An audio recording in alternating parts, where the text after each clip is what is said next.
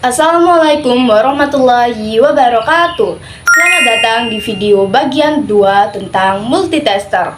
Video ini khusus membahas cara pengukuran dan pembacaan alat multitester. Jika kalian penasaran, tonton sampai habis ya. Sebelum itu, akan saya bacakan hal-hal yang harus dihindari sebelum menggunakan alat multitester. Pertama, sesuaikan selektor ke posisi yang sesuai. Contohnya saat mengukur tegangan, selektor tidak boleh ditempatkan pada posisi arus atau hambatan. Jika tidak, multitester akan terbakar. 2. Jarum penunjuk meter harus pada posisi 0 sebelum mengukur. Semisal belum pada posisi 0 saat mengukur arus DC dan tegangan DC maupun AC, kita harus memutar zero adjust screw hingga tepat pada posisi 0 sebelah kiri dan memutar zero ohm adjust knob saat mengukur hambatan. 3. Gunakan skala yang sesuai. Jika kita ingin mengukur tegangan DC 24 volt, tepatkan selektor pada skala yang lebih besar dengan cara memutar selektor 50 volt. 4. Jangan mengubah pengaturan alat saat probe terhubung. Hal ini harus dihindari karena dapat menimbulkan masalah korsleting dan bahkan bisa memicu kerusakan permanen pada alat. Nah, jika kalian sudah paham hal-hal apa saja yang harus dihindari, yuk kita lanjut ke cara pengukuran dan pembacaannya. Pengukuran pertama kita lakukan di mode DC volt, yaitu mengukur baterai sebesar 1,5 volt. Langkah pertama adalah tancapkan probe pada lubang terminal yang sesuai, yakni probe merah pada terminal positif dan probe hitam pada terminal negatif. Lalu putar selektor pada mode pengukuran DCV. Putar selektor pada 10 volt karena kita mengukur baterai 1,5 volt. Cek apakah jarum sudah pada posisi 0 sebelah kiri. Jika belum, putar zero adjust screw. Selanjutnya, hubungkan ujung probe dengan kutub yang sama, seperti pada layar. Lihat pergerakan jarum penunjuk. Skala yang dibaca adalah yang saya lingkari biru. Di sini jarum penunjuk bergerak di antara 0 dan 2. Perlu diketahui, satu strip tebal ini bernilai 1 volt. Jangan lupa untuk menghitung lebihan strip tebal. Di sini ada lebihan 2 strip kecil, di mana satu strip kecil bernilai 0,2 volt. Pada gambar terlihat jarum masih ada lebihan, yakni jarum ada di antara strip kedua dan 3, yakni di antara tegangan DC 1,4 volt dan 1,6 volt. Berarti hasilnya adalah 1,5 volt.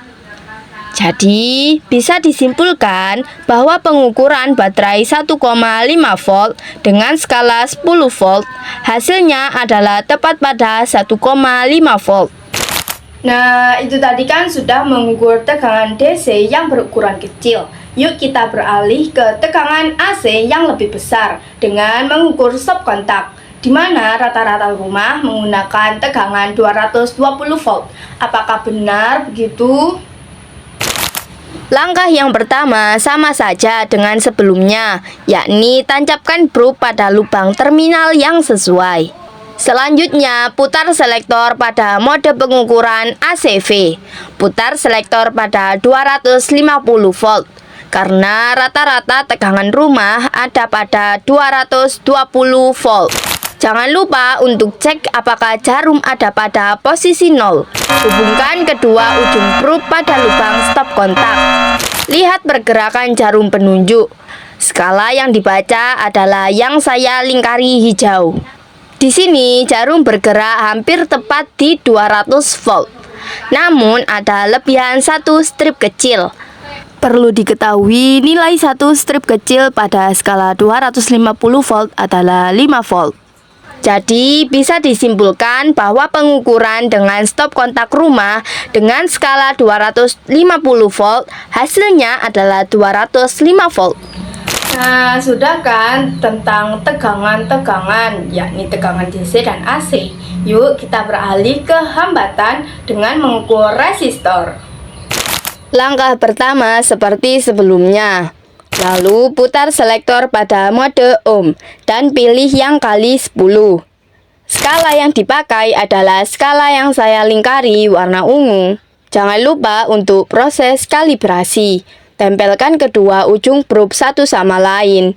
Lihat jarum apakah sudah di posisi 0 sebelah kanan. Jika belum, putar 0 ohm adjust knob. Ambil resistor dan hubungkan kedua ujungnya dengan masing-masing probe. Hindari kontak dengan kedua ujung resistor. Cukup salah satu saja. Lihat jarum penunjuk bergerak kemana.